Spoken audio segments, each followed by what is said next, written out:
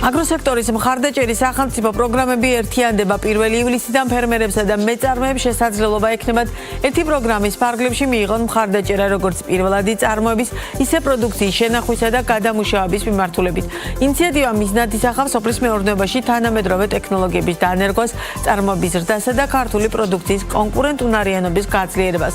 რეალურად რა იცვლება 1 ივლისიდან და რა შესაძლებლობებს უხსნის ახალი პროგრამა ფერმერებსა და აგრობიზნესს, ვინ შეძლებს სახელმწიფო მხარდაჭერით სარგებლობას და რა მიმართულებებს მოიცავს ახალი დაფინანსების მექანიზმი. თემაზე ვრცლად სტუმართან სოფლის განვითარების სააგენტოს დირექტორის მოადგილესთან გიორგი ავალიანთან ერთად ვისაუბრეთ. მოგესალმებით, ძალიან დიდი მადლობა გადაცემაში სტუმრობისთვის. მაშასე რა იცვლება 1 ივლისიდან, რა ვალდებულებები ჩდება და შესაბამისად მე უკვე დეტალურად მივყვეთ, ვის შეეძლება სარგებლობა, რა მოთხოვნებს უნდა აკმაყოფილებდეს ესა თუ ის ფერმერი, რომ აი ამ პროგრამით ისარგებლოს და რატომ გახდა ამის საჭიროება. პირველ რიგში დიდი მადლობა თემით დაინტერესებისთვის. მოდი დავიწყოთ რამ გამოიწვია ეს ცვლილებები. თქვენც რომ გარემოსდაცვისა და სოფლის სამინისტროს ინიციატივით სოფლის განვითარების სააგენტო უკვე წლებია ახორციელებს სოფლად მხარდაჭერა პროგრამებს. ეს იქნება პირველად წარმოება, გადამამუშავებელი შენახული ინფრასტრუქტურის შექმნა, ტექნიკური დახმარება.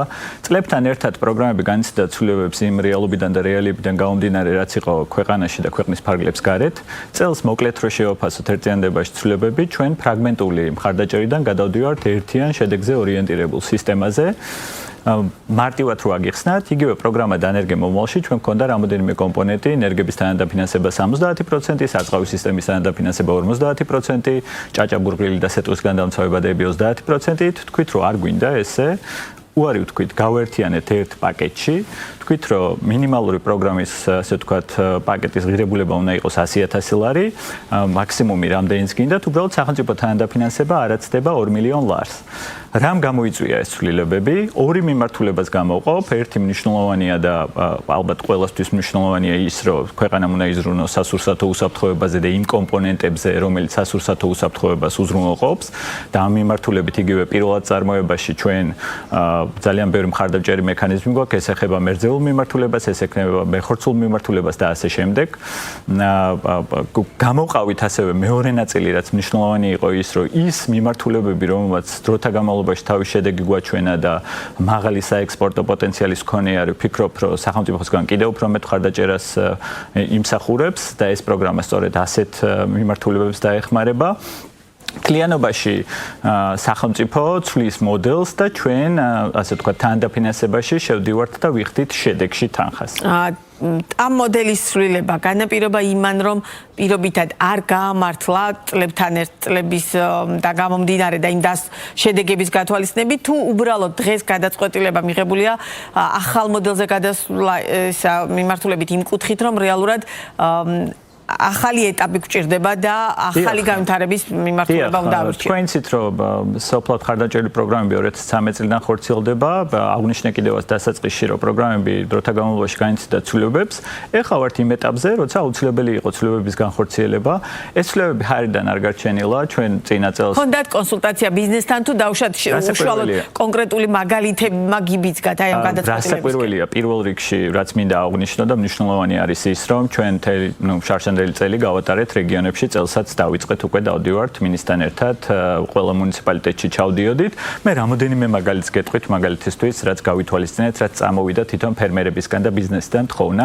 მაგალითისთვის, თქვენ გსმენიათ, რომ ჩვენ გვაქვს საგაზაფხულო ყინვასთან დაკავშირებით, ასე ვთქვათ, გამოწვევა ყოველწლიურად თუ არა, 2 წელიწადში ერთხელ ეს სტიქიური მოვლენა ძალიან გვაზიანებს. აღნიშნული მიმართულებით ვიმუშავეთ და შესაბამისად იგივე მრავალწლოვანი ბაღების შენების ნაწილში შესაბამისი ინფრასტრუქტურის და ტექნოლოგიის მხარდაჭერა და თანადაფინანსება დავნერგეთ. ასევე ვაზის ქვეყანა ვართ და სუფრის ყურძნის მიმართულებით საკმაოდ დიდი მაჩვენებელი იყო იმპორტის და ამ მიმართულებით დავამატეთ და შესაძლებელი იქნება, რომ თქვა გააშენონ სუფრის ყურძენი. ასევე ლურჯი მოცვის წარმოებლებისგან იყო თხოვნა, რომ ქოთნებში მოეხდინათ თავიანთი კულტურის წარმოება და გავითვალისწინეთ ეს თხოვნა და ექნება შესაძლებლობა, რომ ქოთნებში გააშენონ ეს კულტურა და მრავალი კიდე სხვა ესეთი თხოვნა იქნა გათვალისწინებული აღნიშნულ პროგრამაში. მნიშვნელოვანია, რომ ეს პროცესი, ასე ვთქვათ, ძალიან ცოცხალი პროცესია. ჩვენ ძალიან აქტიურად თანამშრომლობთ სხვადასხვა ასოციაციასთან, ბიზნეს გაერთიანებასთან, სხვადასხვა ბიზნეს სექტორთან და ცვლილებებიც სწორედ იმ ყველაფრის გამოძახილია, რაც ბოლო პერიოდში დაგროვდა და რაც აუცილებელი იყო, რომ ქვეყანაში განხორციელებულიყო. იმის გათვალისწინებით, რომ მე შესავალ ნაწილს ვახსენე და თქვენს გაუსვით ამას ხაზი, რომ რეალურად ამ ცვლილების მიზანი არის შედეგი და შედეგის თვალსაზრისით უნდა მივიღოთ უკეთესი შედეგი. მათ შორის ქართული პროდუქციის კონკურენტუნარიანობის გაზრდა საექსპორტო ბაზრებზე და ამავდროულად. მონიტორინგის პროცესი როგორ გესახებათ, ვიდრე გადავალ იმაზე, ვის შეუძლია მონაწილეობის მიღება, ან როგორ გადაადგენთ რეალურად აი ამ ცვლილებამ გაამართლა თუ არა, ან რამდენ ხანში ფიქრობთ, რომ შედეგი უნდა ნახოთ? სახელმწიფოს ხარდაჭერა არ არის უბრალოდ გაცემული თანხა, ეს არის კონტროლირებადი შედეგი. მე აგიხსნათ ახლა მონიტორინგის ნაწილში რა ცვლილებები განხორციელდა. თქვენ მაგალითად დაინტერესებული ხართ, გსურთ რომ შიდა ქართლის რეგიონში, გორის მუნიციპალიტეტის სოფელ ძევერაში გააშენოთ ბაღი. შეგიძლიათ მობრძანდეთ სოფლის განვითარების სააგენტოში, გააკეთოთ განაცხადი, ჩამოვა ჩვენი მონიტორინგის წარმომადგენელი და ვარქოთ ამას პირველადი მონიტორინგი. ჩვენ სხვადასხვა საერთაშორისო და ადგილობრივ სპეციალისტებთან ერთად ვიმუშავებთ იმაზე, რომ შეგვიმუშავებინა სტანდარტები. აქ ძალიან მნიშვნელოვანია ეს ნაწილი. ჩვენ ვიცით ამ შემთხვევაში სახელმწიფო რაში ხარჯავს თანხას და როგორი ბაღი უნდა გაშენდეს. ეს არ ეხება მხოლოდ ბაღს, ეს ეხება მეფრინველეობის, მესაქონლეობის და სხვადასხვა ფერმის შემოხმარებას. აუცილებელია რომ უკვე არსებობდეს ეს ბაღი თუ ხელახლა არა, ჩვენ ვამოწმეთ უბრალოდ რომ რა რესურსი აქვს თუ არა იმ ადამიანს ამ შემთხვევაში რესურსი რომ იმ კონკრეტულ ტერიტორიაზე გააშენოს კონკრეტული ბაღი. აკმაყოფილებს თუ არა იმ კრიტერიუმებს და იმ სტანდარტებს, რომელიც სახელმწიფოს მიერ იქნა შემუშავებული. ნიშნავს ეგრეთ წოდებულ ამ ჩეკლისტებს, ეძლევა 2 წლის ვადა, გავითვალისწინეს ეს პერიოდიც და ასე ვთქვათ, იგივე იყო საუბარი იმაზე სხვადასხვა ფერმერებისგან, რომ ენერგიების ჩამოსვლა ვერ მოესწრო, დრო დაჭირდა, რაღაცა ტექნოლოგია შეიძინეს და გაჩერდა სხვადასხვა მიზეზის გამო. ჩვენ ვფიქრობთ, რომ 2 წელი საკმარისი ვადაა იმისთვის, რომ პროექტი დაასრულოს თავიდან ბოლომდე. შესაბამისად, ამ 2 წლის განმავლობაში თუ დაასრულა 6 თვეში მოდის ჩვენთან, ისევ მოაქვს აუდიტორული დასკვნა, წინა შემთხვევებში იყო, რომ აუდიტორული დასკვნა იყო ნებისმიერი კატეგორიის, ეხლა კონკრეტული მოთხოვნა რომ მხოლოდ ასე ვთქვათ, შემოწმება გავლილი აუდიტორები შეძლებენ, ასე ვთქვათ, ამ დასკვნის წარმოქმნას. ამის შემდგომ კლავაც მეორედ ჩამოდის ჩვენი მონიტორინგი კონკრეტულ ბენეფიციართან, ამოწმებს პირველად როცა ჩატარდა მონიტორინგი იმ მონიშნულ ჩეკლისტს, რამდენად შესრულდა ესა თუ ის ასე ვთქვათ ტექნიკა თუ რაც იყო გასაკეთებელი და ამის შემდეგ ეძლევა თანხა. ანუ ჩვენ ვიხდით თანხას შედეგში. ბენეფიციარს უწევს საკუთარი თანხის დახარჯვა და მის ინტერესშიც არის სწორად გამიგეთ, ბენეფიციარის ინტერესში არის, რომ თანხა და დროულად ასე ვთქვათ გააკეთოს ყველაფერი, რომ სახელმწიფოსგან თანხმარება მიიღოს. როგორც აღნიშნე, თანადაფინანსება იქნება 50%-იანი, არა უმეტეს 2 მილიონი ლარისა. მინიმალური შეუძლია მონაწილეობის მიღება. ნებისმიერ საქართველოს მოქალაქეს შეუძლია ნებისმიერი მიზნით რაც რა თქმა უნდა ეხება სასოფლო კონკრეტული ჩამონათვალი არის და ჩვენ ახლა ტექნიკური პარამეტრები ზუსტება და 1 ივლისთვის თავრობის დადგენილება იქნება და როგორცეც გამოქვეყნდება მონაცემები და მოქალაქეებს ექნება შესაძლებლობა რომ გაეცნონ. მე რამოდენიმე კომპონენტს გამოვყოფდით, რაზეც ყურადღება არ מחულდებოდა, მაგრამ ეხლა ჩვენ გავამახვილეთ. ნუ გარდა იმისა, რომ მრავალწლოვან ბაღებს ვეხმარებით, მეფრინველეობის ფერმა იქნება, სასათბურო მეურნეობები, მესაქონლეობა და ასე შემდეგ. მარი და აკვაკულტურა დავამატეთ, რომელიც ძალიან მნიშვნელოვანია. თქვენ იცით, რომ DCFTA-ის ფარგლებში რამოდენიმე კომპონენტი არსებობს, რომლის ფარგლებშიც ჩვენ შეგვიძლია რომ და რესურსი გვაქვს, რომ თქვათ, გქონდეს ძალიან კარგი საექსპორტო პოტენციალის გაგვაჩნია და გქონდეს ურთიერთობა ევროკავშირის წევრ ქვეყნებთან. ამ მიმართულებით თანადაფინანსება გაძლიერდება და ჩვენ თვლით, რომ დაინტერესება არის და გველოდებით განაცხადებს. ასევე მნიშვნელოვანი მიმართულება გამოყავით სასაკლაოების, ასე ვთქვათ, გაფართოების ნაწილიც და ახალი სასაკლაოების შექმნაც.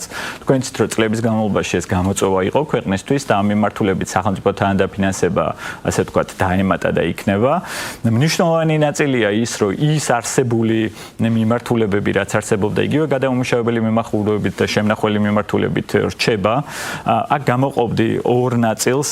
ჩვენ წინა წლებში იყო, ასე ვთქვათ, წუხილი იმისა, რომ ჩვენ რო ვაცხადებდით ამა თუ იმ პროგრამაში განაცხადების მიღებაზე, ასე ვთქვათ, მიღებას, მცირე დროში იწურებოდა თანხა. ეს, ასე ვთქვათ, გამოწვევაც მოხსნილია. ნებისმიერ დროს შეუძლია დაინტერესებულ პირს, რომ შემოიტანოს განაცხადი, მიიღოს შესაბამისი ვადა, დახარჯოს საკუთარი თანხა, დააკმაყოფილოს პირობა და მიიღოს სახელმწიფოსგან თანადაფინანსება. ჩვენ გვინდა, რომ უფრო მეტად გამსხვილდეთ, მეტად უფრო მეტი კომერციალიზაცია მოახდინოთ. ეს ყველაფერი მოგცემს იმის საშუალებას, რომ ვიყოთ უფრო კონკურენტუნარიანები, უფრო მეტად ვაწარმოოთ ხარისხიანი ქართული აგროპროდუქტი და მგონია, რომ ეს ცვლილებები დაგვეხმარება. შედეგი რამდენ ხანში უნდა დავინახოთ?